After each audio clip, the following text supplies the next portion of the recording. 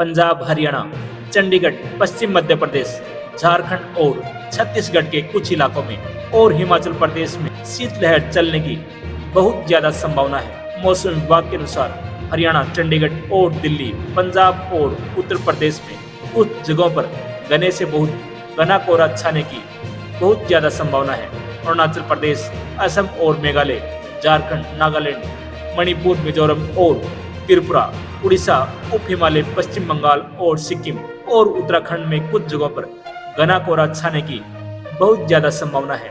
बिहार, उत्तर प्रदेश और झारखंड में कुछ जगहों पर कोल्ड डे की स्थिति रहने की बहुत ज्यादा संभावना है। मौसम विभाग के अनुसार जम्मू कश्मीर, लद्दाख, गिलगित, मुजफ्फराबाद में छिटपुट से लेकर काफी व्यापक बारिश और बर्फबारी के संकेत हैं।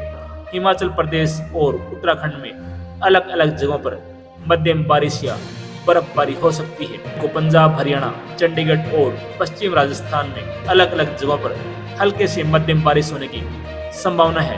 अंडमान और निकोबार द्वीप समूह में अलग अलग जगहों पर गरज चमक के साथ 30-40 किलोमीटर प्रति घंटा की रफ्तार से तेज हवाएं चल सकती हैं। पटना में 20 से 30 किलोमीटर प्रति घंटे की रफ्तार से चल रही ठंडी पछुआ हवाओं ने ठंड बढ़ा दी है। मौसम विभाग के अनुसार आने वाले दिनों में तापमान 1 से 2 डिग्री तक गिर सकता है।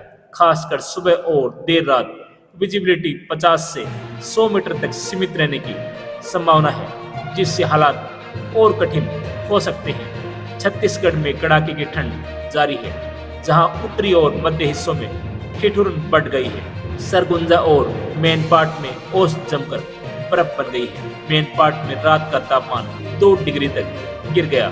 कई शहरों में न्यूनतम तापमान सामान्य से 4 से 5 डिग्री कम दर्ज हुआ। अंबिकापुर सबसे ठंडा रहा, जबकि जगदलपुर में अधिकतम तापमान 29.4 डिग्री रहा। मौसम विभाग ने अगले 24 घंटों में शीतलहर की संभावना जताई है। हालांकि आने वाले दिनों में न्यूनतम तापमान 2 से 3 डिग्री बढ़ने से ठंड में कुछ राहत मिल सकती है। उत्तर प्रदेश में ठंड और कोहरे का सिलसिला जारी है। आने वाले दिनों में ठंड बरकरार रहने वाली है। इस समय दिन रात दोनों समय कड़ाके की ठंड बढ़ रही है। इतना ही नहीं, बारिश होने की संभावना है। पश्चिमी और पूर्वी हिस्सों में मौसम शुष्क रह सकता है। इस दौरान दोनों हिस्सों में कुछ स्थानों पर घने से अत्यंत घना कोहरा छाने की संभावना जताई गई है। इसके साथ ही कहीं कहीं पर शीत दिवस का अलर्ट जारी किया गया है।